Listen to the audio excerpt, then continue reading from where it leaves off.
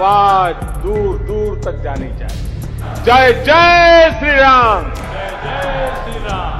কি হয়েছিল যখন অনেক মুসলিম মহিলা হঠাৎ করেই অযোধ্যা রাম মন্দিরে পৌঁছে জয় শ্রীরাম কি জয় বলতে শুরু করলো, এবং এই ঘটনার পেছনে পুরো সত্যটা কি ছিল সেটি জানলে আপনার চক্ষু চরক গাছ হয়ে যাবে। এখন সনাতনীরা জেগে উঠেছে এবং দেশে বিদেশে সনাতন ধর্মের ডঙ্কা বেজে উঠেছে, সবাই রামময় হয়ে উঠেছে।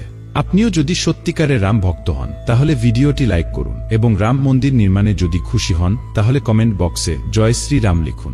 বহু বছরের তপস্যার পর আজ মানুষ তাদের রাম মন্দির ফিরে পেয়েছে। অযোধ্যায় রাম মন্দির নির্মাণের প্রতিষ্ঠা মোটেও সহজ ছিল না। রাম জন্মভূমিতে মসজিদ নির্মাণ থেকে রামলালার বিশাল মন্দির নির্মাণ পর্যন্ত সময় লেগেছে 500 বছরেরও বেশি। দীর্ঘ লড়াইয়ের পর অবশেষে আজ অযোধ্যায় বিরাজ করলেন রামলালা।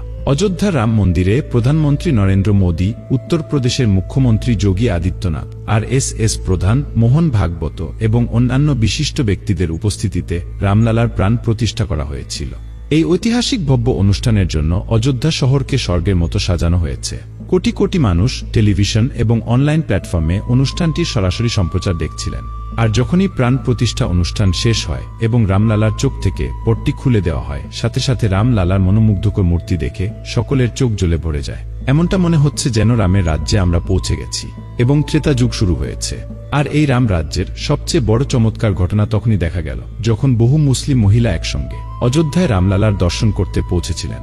সত্যি কি তাদের মনে ইসলামের কোনো ভয় ছিল না? হঠাৎ তাদের অযোধ্যায় আসার কারণ কি ছিল?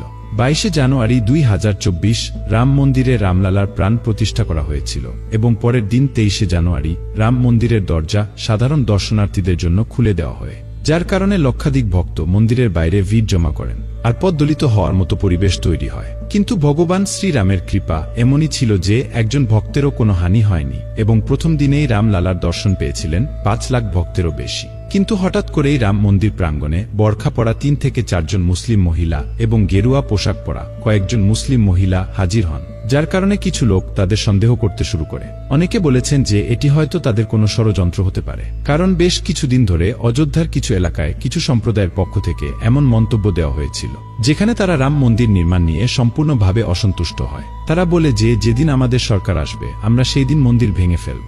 এমন অনেক মন্তব্যের পর অযোধ্যায় বাড়ানো হয় কড়া নিরাপত্তা। উত্তরপ্রদেশ এর পুলিশ অযোধ্যায় এবং এর আশেপাশে প্রায় 12,000 নিরাপত্তা কর্মী মোতায়েন করেছেন এবং 10,000 সিসিটিভি স্থাপন করা হয়েছে। এর মধ্যে প্রায় 400টি সিসিটিভি মন্দিরের আশেপাশে এবং ইয়েলো জোনে রয়েছে। তখন সবাই এই মুসলিম মহিলাদের প্রতি খুব সন্দেহজনক হয়ে উঠছিল, তাই কিছু পুলিশ অফিসার ওই মহিলাদের জিজ্ঞাসাবাদের জন্য ডেকে আনেন। তারপর তারা যে উত্তর দিল সেটি শুনে আপনি চমকে যাবেন।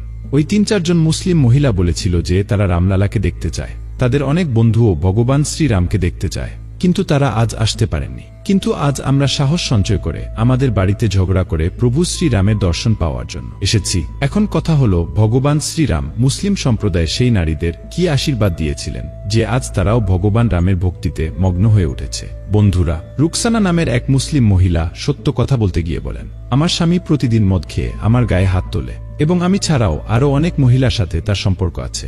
একদিন সে খুব ঝগড়া করে আমাকে 3 বার তালাক তালাক তালাক বলে এবং আমাকে আমার বাচ্চাদের সাথে রাস্তায় বের করে দেয়। তারপরে সে আর আমাদের কখনো নিয়ে যেতে আসেনি। কিন্তু মোদিজি যখন 3 তালাক বিল পাশ করলেন, আমি সহ অনেক মুসলিম বোন ন্যায় বিচার পেয়েছেন। প্রধানমন্ত্রী মোদিজি শ্রীরামের আশীর্বাদ প্রাপ্ত, তিনি একজন মহান পুরুষ, এবং এখন আমরাও সেই রামজির শরণে যেতে চাই যাতে আমরাও উদ্ধার হতে পারি। সেই সমস্ত মুসলিম মহিলারা বলে যে সনাতন ধর্ম অজয় অমর। আমাদের জোর করে ধর্মান্তরিত হওয়ার মাত্র 200 থেকে 250 বছর হয়েছে। আমাদের পূর্বপুরুষরাও একসময় হিন্দু ছিলেন, যারা ইসলাম গ্রহণে বাধ্য হয়েছিল।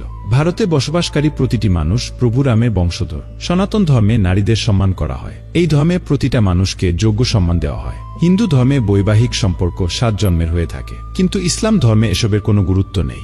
নারীদের কোনো সম্মান নেই। এখন আমরা সবকিছু জানতে শিখেছি। আমাদের মাতা পিতাকে জোর করে ইসলাম ধর্মে কনভার্ট করা হয়েছে। আমরা আজকে এখানে এসেছি আমাদের প্রভু শ্রী রামলালার দর্শন করতে। এরপর করা নিরাপত্তায় ওই মুসলিম নারীদের রামলালার দর্শন করানো হয়। এরপরে তারা মন্দিরে জয় শ্রী রামের স্লোগান দিতে থাকেন।